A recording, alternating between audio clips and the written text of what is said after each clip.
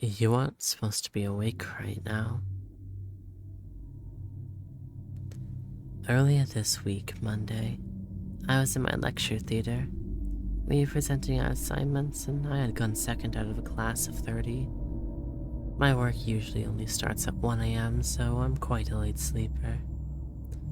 The 9 to 12 Monday class always messes with my sleep schedule, getting me up earlier than I'm meant to.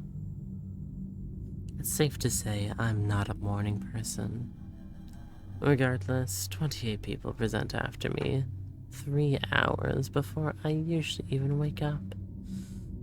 It really took the life out of me. Around 9:30, I felt myself falling asleep at my desk. I put my head down, felt myself drifting off. I really should have just gone to sleep, but I shook myself awake. As soon as I looked up, the silence was deafening. Several students looked in my direction, staring at me with shallow, silently judgmental eyes. The student presenting his work had stopped talking as well. He was stood at the front of the class, standing silently, looking directly at me with dead eyes, in complete silence. Needless to say, I was violently uncomfortable. I realized falling asleep during someone's presentation was quite rude, but that was not the reaction I was expecting. But if I wasn't uncomfortable before, what my lecturer said next to me sent shivers down my spine. You aren't supposed to be awake right now. The hell is that supposed to mean? I had no idea what to make of it, so I brushed it off as a joke. Like, I suppose it makes sense. You'd see someone falling asleep, so you make a joke about them being awake. I don't know, it's weird. I didn't care. I needed to cut the silence, so I mustered up a soft sorry. This turned back to presenting it. His work was fine. I don't know, it seemed normal.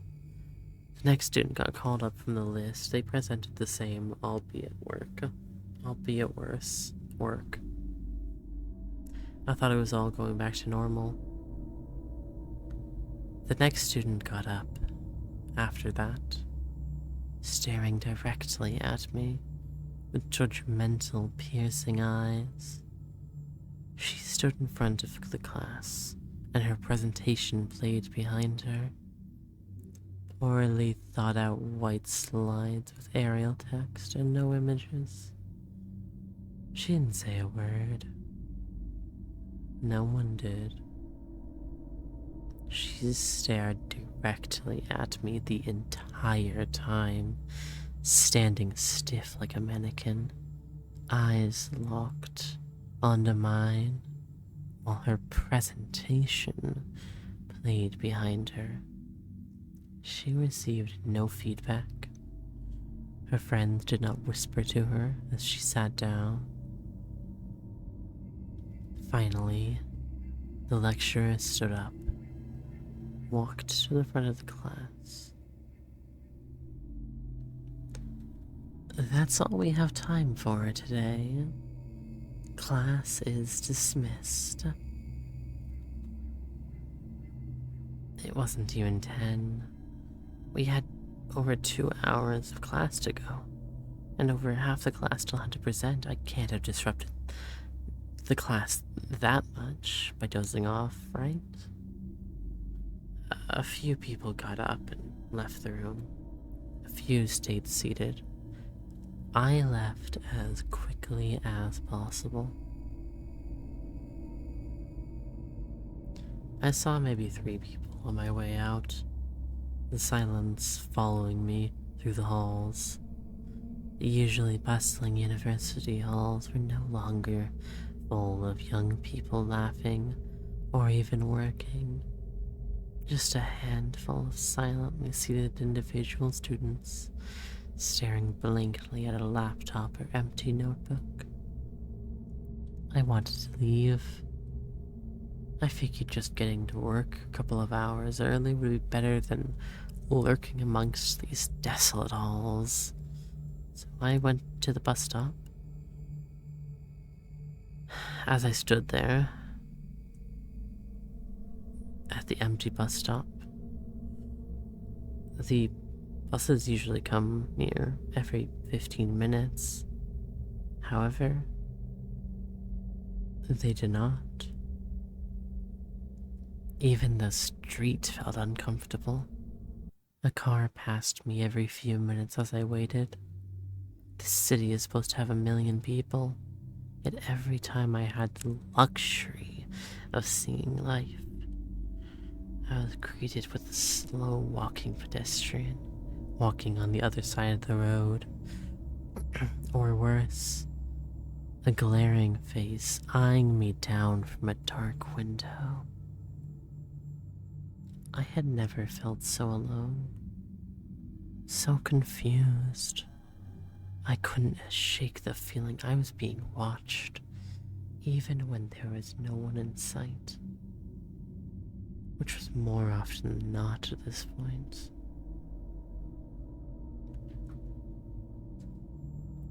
I waited there for 2 hours.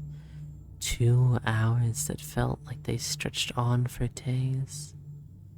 Empty, soulless eyes watching me from dark corners. Looming people in distant windows, standing like soldiers. At exactly 12 o'clock, bang on midday, this all changed. The bell went off from the university behind me, a loud and annoying reminder that screams to all the doe-eyed students that class had ended. I heard laughter again. A businessman almost bumped into me and tranced by his phone. A car screeched over a puddle and threw water on a passerby. A mother with a screeching baby pushed a pram up the hill. 5 minutes later, my bus drove around the corner, on time as usual, even if the last 8 had seemingly missed their cue. At this point, I was paranoid. More than that, I was visibly shaking. I had no idea what was going on, but I knew it wasn't right, and I'd read enough horror stories to know not to trust this bus. Against my better judgment, I boarded it. To my surprise, the bus quickly filled with racing students rushing to get home. Everyone thanked the bus driver on the way out. Outside the window, I saw life again. We even got stuck on a traffic jam. I called in sick to work and went home to sleep, but I couldn't bring myself to. It's been several days. Nothing like this has happened since, but I don't catch people staring at me. The streets feel as alive as ever. But that doesn't change the fact that it happened. It doesn't change the fact that for 2 hours of my life, I was faced with a city that finally slept and demanded I rested alongside it. It doesn't change the fact that for 2 hours of my life, I wasn't supposed to be awake.